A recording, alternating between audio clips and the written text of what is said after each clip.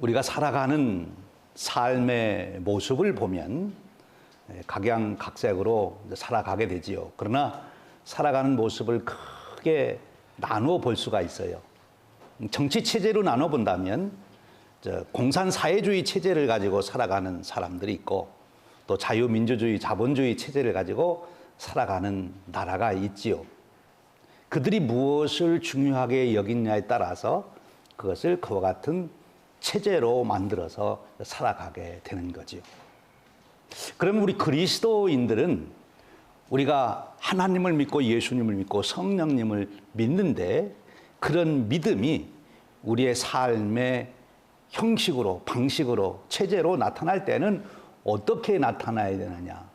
그걸 보면 우리가 진짜 그리스도인인지, 더 정확하게 말하면 성숙한 그리스도인인지 아닌지 알 수가 있어요.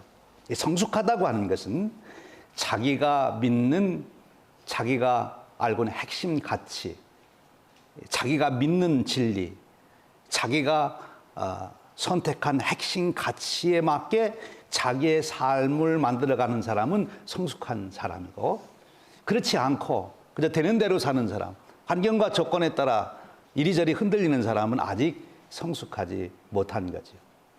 그럼 우리가 성숙한 한 인간으로서 자기가 믿는 진리, 그리고 성숙한 신앙인으로서 우리가 믿는 복음의 진리 가운데 살아간다고 하는 것은 어떠한 삶을, 형식을 가지고 방식으로 살아가는 것이냐, 그것을 우리가 살펴봐야 되는 것입니다. 그것을 가장 잘 그 모습을 보여준, 즉 그리스도인의 삶의 원형을 잘 보여준 성경이 사도행전입니다. 사도행전을 보면 우리가 하나님을 믿는다, 예수님을 믿는다, 성령님을 믿는다는 것은 어떻게 살아가는 것을 말하는가 하는 것을 잘 보여주고 있어요. 그래서 사도행전이 우리들에게 참 중요합니다. 그리스도인의 삶의 원형, 교회의 삶의 원형을 사도행전이 보여주고 있는 거예요. 우리가 정확하게 그렇게 나누기는 그렇습니다만, 그래도 이해하기 좋게 나눈다면, 이제 구약 성경의 삶은 주로 하나님을 믿는다 하는 표현으로 우리의 신앙을 고백합니다. 이스라엘 백성들이 여호와 하나님을 믿는 그 믿음 안에 살아가죠. 그런데 이제 성자 하나님 예수님이 오셔서 예수님이 이 땅에 계시는 동안 복음서, 마태마가 누가 요한 복음서에 보여주는 삶은 예수님을 믿는 삶을 보여줘요. 예수님을 믿는 삶이 뭐예요? 예수님 따라다니는 삶이죠. 그 대표적인 자들이 사도들이에요. 예수님의 제자들이 예수님 따라다녔어요. 예수님 믿는다는 게 뭐냐? 예수님 따라다니는 것이다. 근데 이제 예수님이 부활승천하시고 사도행전에 이르르면 이제 성령님이 임하셔서 역사하십니다.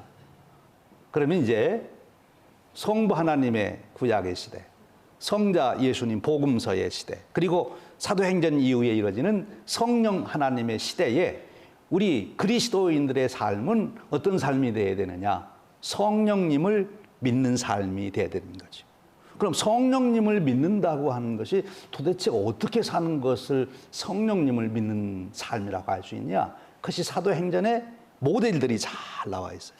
사도행전에 여러 사람이 성령님을 믿고 산다는 것이 어떻게 사는 것인지를 잘 보여주고 있거든요. 오늘 우리가 읽은 본문에도 성령님을 잘 믿는 사람의 삶의 모습을 소개해 주시고 있어요. 여러분, 창조와 역사는 하나님이 주관하십니다. 그래서 특별히 구약 성경은 하나님께서 주권자가 되셔서 모든 만물을 창조하시고 역사를 주관해 가시는 것을 잘 보여주고 있고요. 또 예수님이 오셔서는 예수님이 다 주권을 가지고 역사하시고 있음을 보여줘요. 그런데 이제 사도행전 이후에는 성령님이 주권을 가지고 역사하십니다. 사도행전이라 우리가 이름을 붙이지만 성사학자들은 뭐라고 얘기하죠? 사도행전을 성령행전이다. 원래 주체자, 그 주권을 가지신 분은 성령님이시고 사도들은 거기에 쓰임받아 현상으로 드러난 모습이다. 그래서 사도행전이라고 하지만 실제로는 성령행전이다. 행전이다. 그렇게 이제 말을 하죠.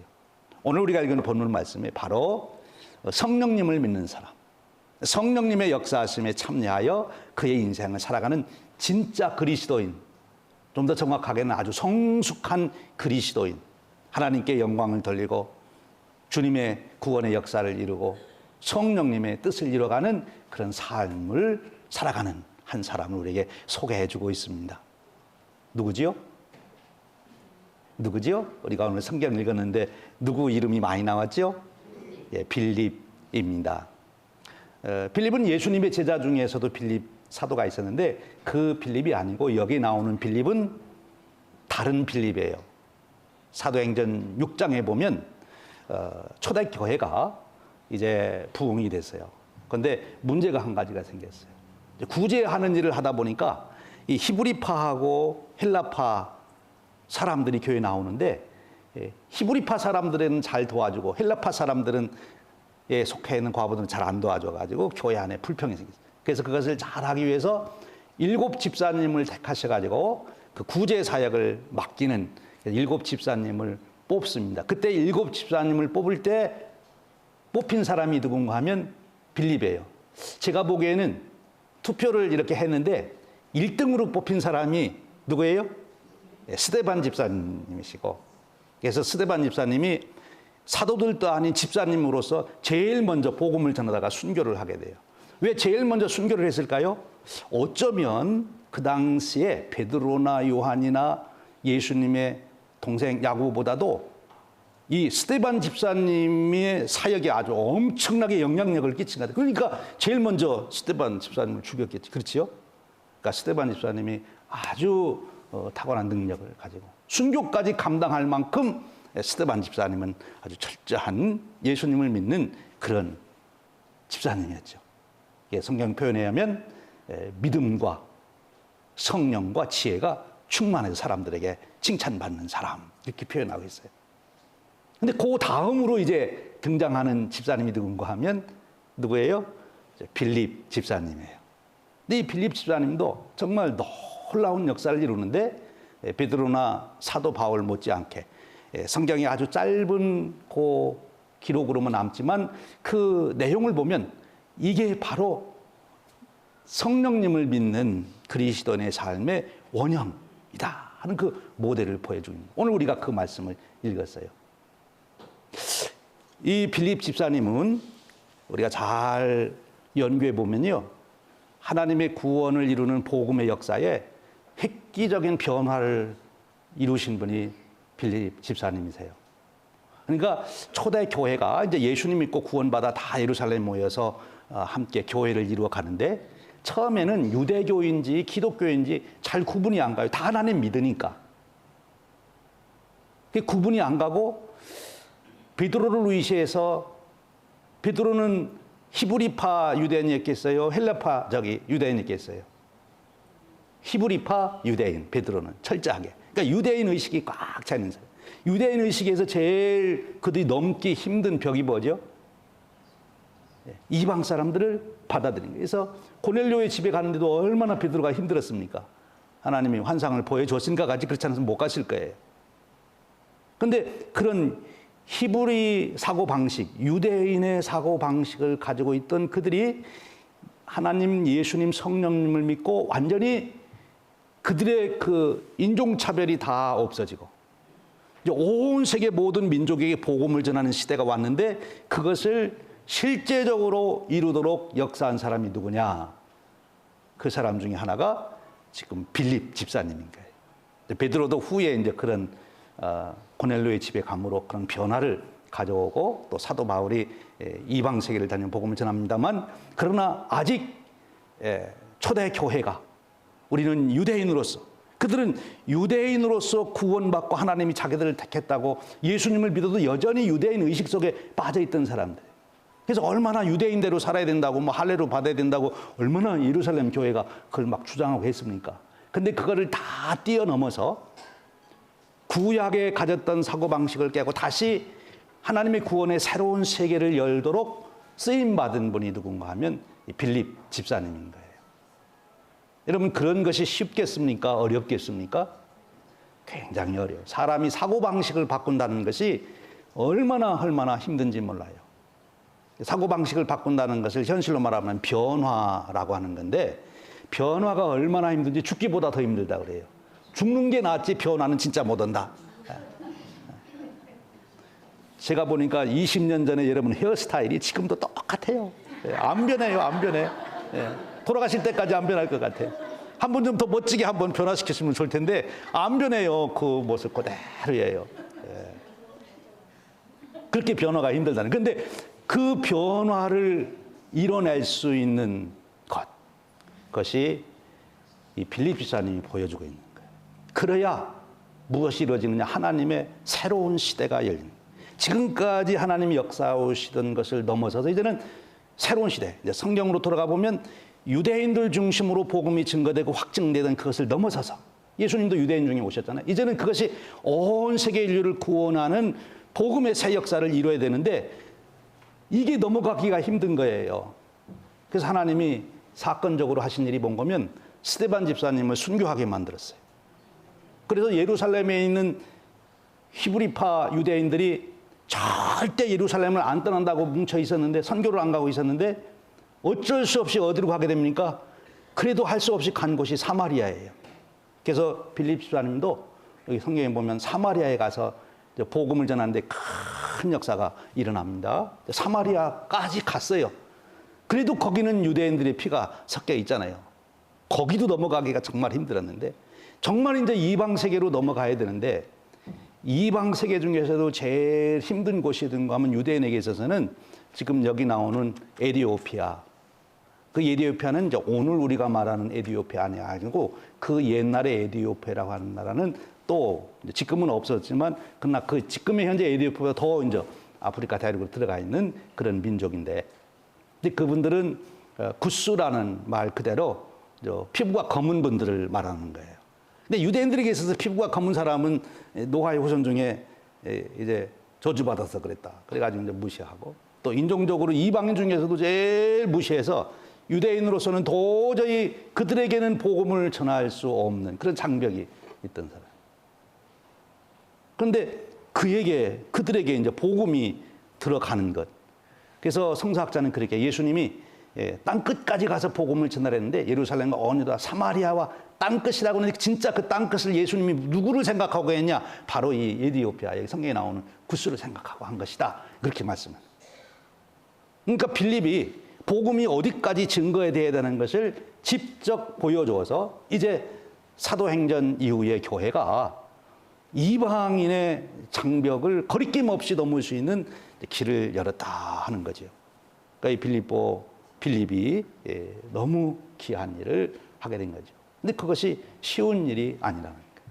베드로도 힘들어가지고 망설이고 막 나중에 사도 바울한테 혼나고 이제 이런 일이 생기잖아요. 그렇게 힘든 일인데 이 빌립 집사님으로 인하여 그 일이 이루어졌다. 어떻게 그런 위대한 일을 이룰 수 있었을까? 여러분, 여러분의 인생을 살아가며 과거의 삶에만 계속 머무르지 않고 하나님이 인도하시는 새로운 축복의 세계를 여러분들이 열어가시는 은혜가 있으시기를 축원합니다. 시대가 바뀝니다. 여러분의 인생의 여정에 삶의 장이 바뀌어요. 그때마다 하나님이 예비해 놓으신 여러분들을 통해서 이루시려고 하는 새 역사가 있습니다. 시대가 바뀌면서 우리가 나이가 들어가면서 하나님이 저와 여러분을 통해서 하나님이 이루시려는 새 역사가 있는데, 계속 과거에 매여 있으면 그 새 세계로 나갈 수가 없는 거예요. 그럼 어떻게 우리가 지난날의 세계를 뛰어넘어 새로운 세계, 하나님이 예비해 놓으신 축복의 세계로 갈 수 있느냐?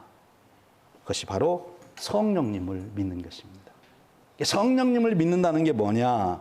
오늘 성경 제일 마지막 부분에 표현하기를 주의 영에 이끌려 갔다 그랬어요. 그 킹제임스 성경에 보면 caught away라는 말을 썼어요. 그냥 인도받는다 하면 lead라는 말을 쓰든지 뭐 가이드에 따라도 쓰든지 뭐 이런 말을 써야 되는데 caught away 이런 말을 썼는데, 그게 원어의 의미에 아주 가깝게 설명을 한 거죠. 아주 강력하게 사로잡아서 이끌려 갔다, 그런 뜻입니다. 이제 오늘 말씀을 조금 더 우리가 살펴보도록 합니다. 그러면 이 빌립 집사님은 그렇게 성령님의 인도하심을 구체적으로 어떻게 받았나? 어떻게 성령님의 이끌림을 받으셨는가? 그리고 빌립 집사님이 그런 성령님의 이끌림을 받으시기 위해서는 그가 어떤 삶을 살았기에 그렇게 이끌림을 받을 수 있었을까? 그 답을 오늘 말씀에서 찾습니다. 더 오늘 우리에게 적용하면 우리가 그리스도인으로서 살아간다는 것이 어떤 삶의 방식을 가지고 살아가야 되느냐 하는 것을 오늘 말씀 속에서 우리가 보게 된 것입니다. 여러분도 잘 아시는 에브라함 매슬로우라고 하는 분이 1943년에 우리 인간은 무엇에 이끌려 살게 되는가 하는 것을 심리학자로서 잘 설명해 주었어요. 우리 인간은 욕구에 의해서 이끌려간다. 5가지 아주 중요한 욕구를 그가 발견을 했죠. 생리적 욕구, 안전의 욕구, 애정과 소유의 욕구, 존중의 욕구, 그리고 자아실현의 욕구. 후에 그가 더 발견한 것이 자아초월의 욕구. 그래서 우리 인간은 그런 욕구에 의해서 사람들이 다 움직인다. 그래서 정치하는 사람이나 장사하는 분들이나 모든 분들이 그 우리 인간이 무엇에 의하여 움직이는가를 잘 보고 그거를 잘 조정을 해야 전체 백성들을 이끌어 갈 수 있다. 또 커스터머들을 이끌어 갈 수 있다. 그런 기초가 된 거예요. 맞는 얘기입니다. 그런데 우리 그리스도인들은 욕구에 의해서 이끌려가는 사람들이 아니라 성령님에 의해서 이끌려가는 사람인 줄로 믿습니다. 성령님에 의해서 이끌려가는 사람들. 오늘 빌립을 보십시오. 오늘 말씀해 보면 26절에 이렇게 말합니다. 주의 사자가 빌립에게 말하여 이르되 일어나서 남쪽으로 향하여 예루살렘에서 가사로 내려가는 길까지 내려가라 하니 그 길은 광야라. 빌립이 지금 사마리아에 가서 굉장하게 복음을 전합니다. 병든 자를 고치고 말씀을 전해서 회개하여 돌아오게 하고 정말 사마리아에서 큰 부흥의 역사를 일으키고 있어요. 그럼 계속 거기서 복음 사역을 잘하고 있는데 그냥 두시지. 여기 보니까 주의 사자가 그랬어요. 뭐라고 말씀하시는 거면 남쪽으로 향하여 예루살렘에서 가사로 내려가는 길까지 가라. 가사까지 가라는 거예요. 이 가사는 뭔가면 가좌지고 요즘에 거기를 말하는 것입니다. 그러니까 사마리아는 예루살렘의 북쪽이고 이 가좌지고는 예루살렘이 남쪽이니까 정반대로 이제 내려가라는 거예요. 참 쉬운 일이 아니죠. 지금 잘 되고 있는데, 지금 성공하고 있는데 이거를 버리고 이 가사로 가라고 하는 그 가사는 그 다음 말씀에 보니까 광야라고 그랬어요. 아니 사람도 살지 않는 곳으로 왜 나를 보내시나? 거기가 사람이 많이 사는 예루살렘이라면 다시 갈 수 있는데 사람도 살지 않는 곳으로 왜 가라 하시나? 빌립으로서는 잘 이해가 안 됐을 것 같아요. 여러분 이해가 안 되면 그것을 따라 하기가 쉬워요? 어려워요? 못하죠. 이해가 안 되는데 어떻게 합니까? 절대 내가 이해가 안 되면 할 수가 없는 거예요. 할 수가 없어요. 근데 빌립에게 이해가 안 되는 말씀을 하시는 거예요. 그리로 가라. 사람도 없는데. 광야라고 했기 때문에 굉장히 힘든 여정이 되실 것 같아요. 그렇죠? 광야 길로 내려가라. 그렇습니다. 새로운 시대로 나아가는 데는 언제나 현재의 상황으로 보면 이해가 안 되고 말도 안 되고 힘들고 도대체 그렇게 해서는 안 될 것 같은 그런 일이죠.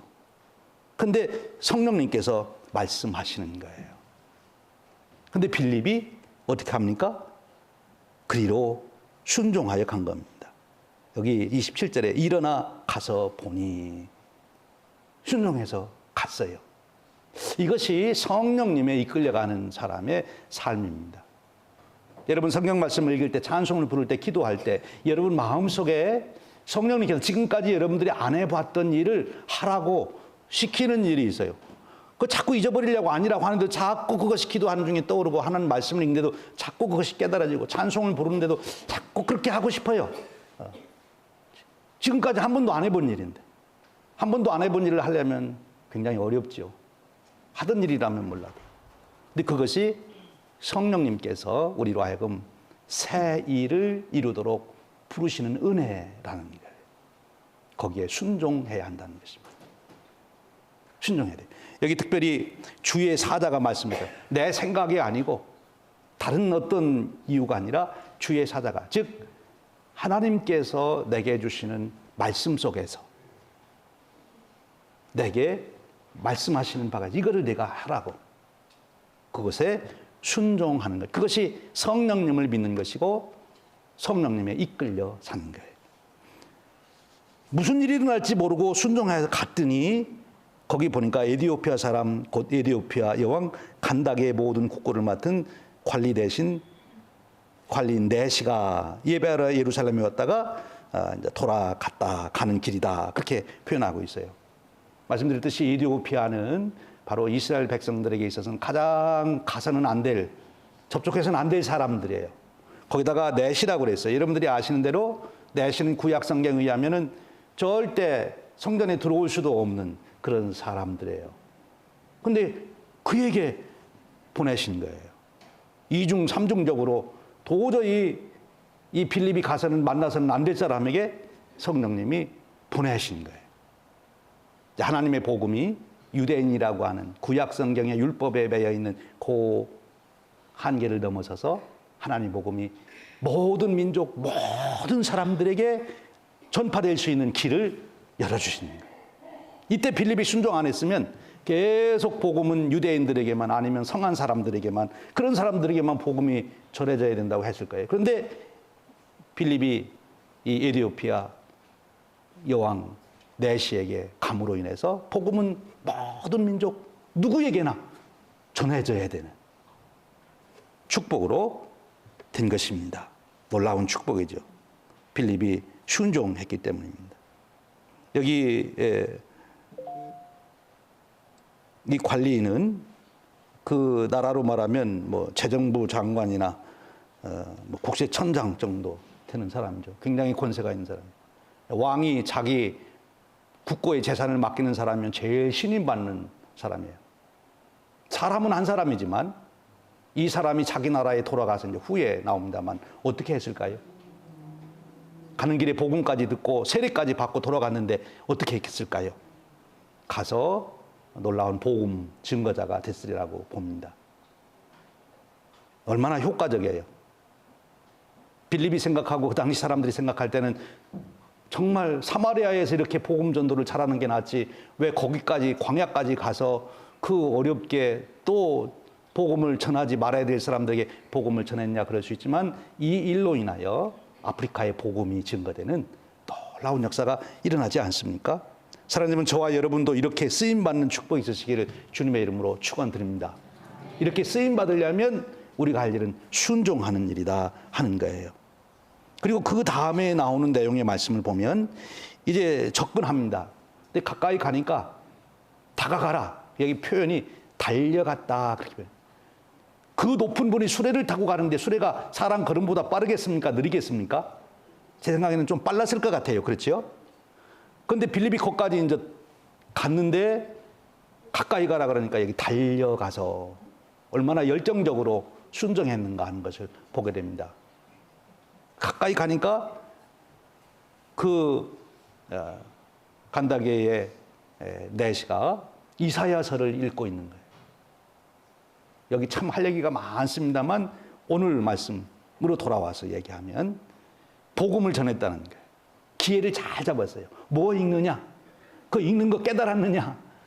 그러니까 이 네시가 가르쳐주는 사람이 없으니까 모르겠다. 그러니까 자신 있게 아는 것처럼 보였지 않겠습니까? 그러니까 옆에 앉으라고 하니까 앉아서 이제 그 내용을 예수님에 대한 얘기인 거를 잘 설명해 준 거예요.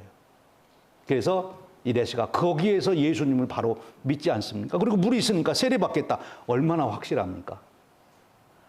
우리 성경에는 37절이 뭐라고 나와 있어요? 없음 이렇게 나와 있어요. 그런데 다른 사본에 보면 거기에 네시가 빌립에게 예수가 하나님의 아들인 것을 내가 믿습니다. 고백이 나와요. 세례받을 때 제일 중요한 게 그거예요. 예수님이 하나님의 아들이요 나의 구원자임을 믿습니다. 그래 이제 내려가서 세례를 받게 된 거예요. 참 놀라운 역사이죠. 어떻게 이렇게 놀라운 역사가 일어났느냐? 빌립이 성령의 이끌림을 받았다. 빌립 입장에서 보면 성령이 이끌을 때 순종했다 하는 것입니다. 순종입니다. 순종. 하나님이 모든 만물을 창조하시고 모든 축복을 다 준비해 놓았습니다. 이스라엘 백성들에게 끊임없이 요청하는 건 내가 모든 축복을 다 준비해 놨는데 너희들이 할 일은 오직 한 가지다. 내가 그렇게 축복 준비해 줄 줄 알고 나만 믿으면 된다. 근데 이스라엘 백성들이 여호와 하나님만 믿지 않고 계속 우상 숭배를 해요. 그래서 그 축복을 못 받고 징계를 받게 되는데 예수님이 오셔서도 예수님이 모든 구원의 은혜를 다 만들어 놓으셔서 십자가에 대속연을 다 준비해 놓으셨는데 우리가 그 은혜를 받으려면 어떻게 해야 됩니까? 그걸 믿어야 되는 거예요. 준비는 예수님, 하나님 다 해놓으셨는데 우리가 할 일은 그것을 믿어야 된다는 것입니다. 믿어야 그 준비해 놓은 것이 내 삶이 되는 거예요. 성령님도 마찬가지예요. 성령님이 이미 다 준비해 놓으셔서 사실 성령님이 이 간다게의 국고를 맡은 내시를 예루살렘까지 왔다 가니까 이미 신앙심이 있는 사람인데 이제 복음으로 이끌기 위해서 이사야서를 읽도록 성령님이 감동하신 거라고 볼 수 있어요. 또 이 간다게의 국고를 맡은 이 내시로 돌아가 보면 정말 진리에 대한 탐구, 정말 하나님을 내가 믿고 싶다. 정말 구원의 길이 어디 있는가? 그것을 갈망하던 사람이에요. 성령님이 그 사람을 준비해 놓으셨어요. 그리고 빌립을 보낸 거지요. 여러분, 성령님은 무턱대고 우리를 인도하는 것이 아니라 다 준비해 놓고 인도하신 줄로 믿습니다. 성령님이 준비해 놓으신 삶이 여러분의 삶이 되려면 어떻게 하셔야 된다고요? 순종하는 거예요. 성령님의 이끌림에 순종하셔야 돼요. 그랬더니 성령님이 놀라운 역사를 이루시게 되는 겁니다. 다시 반복해 말씀 생각해 봅니다. 빌립의 입장에서 인간적으로 생각하면 그 순종이 쉬워요, 어려워요? 어렵습니다. 유대인의 장벽을 넘는 것은 그들에게는 불가능해요. 또 사마리아에서 잘 복음이 증거되고 있는데 여기서 이렇게 사역하면 안 되겠습니까? 근데 성령님이 가라, 광야 길로 가라. 그리로 간 거예요. 순종이 어려워요. 그러니까 이스라엘 백성들이, 머리 좋은 백성들이 잘 못하지. 순종이 쉬우면 왜 못하겠어요? 어려우니까. 왜냐하면 내 이해력을 넘어서서 가야 되니까 참 힘든 거예요. 이해되지 않는데 순종한다는 게 참 힘든 건데 이해되지 않는 것을 순종하는 것이 의지하는 것이고 그것이 성숙한 믿음인 줄로 믿습니다. 여러분, 성령님이 살아계심을 믿습니까? 성령님이 우리를 은혜의 길, 축복의 길로 인도하실 것을 믿습니까? 그러면 성령님이 인도하실 때 여러분을 맡길 수 있겠습니까? 왜 말씀이 아멘이 죽어집니까? 맡기실 수 있겠습니까? 아멘. 예. 이해되는 것만 맡기겠습니다. 그게 아니고 우리는 성령님 다 이해할 수 없어요. 머리가 나빠서. 성령님만큼 머리가 좋아야 안 되니까 성령님께 다 맡기고 순종합니다. 부르짖어 기도하라 하면 부르짖어 기도하는 것입니다. 그게 순종이에요. 말씀 묵상하라 하면은 말씀 묵상하는 거예요. 그게 순종이에요. 그러면 그 다음은 성령님이 부르짖어 기도하는 다음에 이루어질 것은 성령님이 다 준비해 놓고 있고 말씀 묵상하면 그 다음에 이루어질 일은 성령님이 다 준비해 놓고 있기 때문에 순종해서 하면 그 다음에 이루시는 놀라운 축복을 경험하게 되는 거예요. 여러분, 하나님을 우리가 온전히 의지하려면 예수님 은혜 누리려면 성령님 은혜 누리려면 성령님 여기 계시고 나는 여기 따로 떨어져 있으면 안 되고 성령님 위에 내가 완전히 얹혀야 되는 거예요. 내 힘이 아니라 성령님이 나를 업고 가시도록 안고 가시도록 성령님께 나의 존재를 다 의탁해 버려야 되는 거예요. 그것이 성숙한 믿음이지요. 어떻게 그런 믿음까지 갈 수 있었느냐? 빌립 집사님을 잘 그 하신 일들과 사도행전의 말씀으로 우리가 거룩한 상상력을 동원해서 생각해 보면 6장에 가면 집사님들을 뽑을 때 거기 나타난 말씀들이 있어요. 성령과 지혜가 믿음이 충만했다. 사람들에게 칭찬을 받았다 하는 것입니다. 어떻게 그렇게 됐을까? 사도행전 처음부터 읽어보면 사도들이 가르칠 때 제일 집중해서 들었던 사람들이 7 집사님들이에요. 그러다 보니까 나중에는 사도들보다도 더 큰 능력의 사역을 하는 집사님들이 되신 거예요. 하나님 말씀을 가까이 하고 그 말씀을 이해하고 묵상하고 또 내게 주어진 일, 작은 일 하나하나를 내가 순종해서 나가면 그것이 성령님께서 우리를 더 큰 세계로 인도하시는 길이 된다 하는 것입니다. 사랑하는 여러분, 성령님이 이루시는 그 놀라운 역사를 온전히 체험하기를 원하십니까? 하나님 말씀 묵상하시고 성경님이 말씀하신 대로 순종하십시오. 그리고 여러분에게 주어진 작은 일에 순종하십시오. 그러면 더 큰 은혜의 자리로 성령님이 부르십니다. 여러분의 인생이 그렇게 되시기를 주님의 이름으로 축원드립니다. 성령님의 인도하심, 역사하심을 경험하며 인생을 살아가는 삶. 빌립 집사님의 이 후의 삶을 얼마나 흥미진진하고 매일매일 얼마나 기대가 컸을까요? 오늘은 성령님이 어떤 일을 이루시려나. 여러분에게도 그런 기대감 있는 하루하루가 되시기를 주님의 이름으로 축원드립니다. 오늘은 하나님이 나에게 어떤 복을 예배놓고 주실까? 오늘은 나를 통하여 성령님이 어떤 일을 이루실까? 성령님, 저를 사용하여 주옵소서. 이것이 저와 여러분의 고백이요 또 삶의 경험이 되시기를 주님의 이름으로 축원드립니다. 기도하겠습니다. 하나님 감사합니다. 오늘 빌립 집사님의 이야기를 통하여 그리스도인의 삶의 원형이 무엇인지를 일깨워 주시니 감사합니다. 우리 인간의 이해력, 우리가 살아왔던 문화, 우리가 가지고 있는 상식 다 초월하여 성령님이 부르시는 새로운 세계로 우리가 순종하여 갈 수 있는 용기 있는 믿음을 허락하시고 그러기에 성령님이 이루시는 역사를 매일같이 새롭게 경험하며 성령님과 동행하는 저희들 되도록 하시고 성령님께 이끌림을 받는 저희들이 되도록 인도하여 주옵소서. 우리 주님 예수 그리스도 이름으로 기도하옵나이다. 아멘.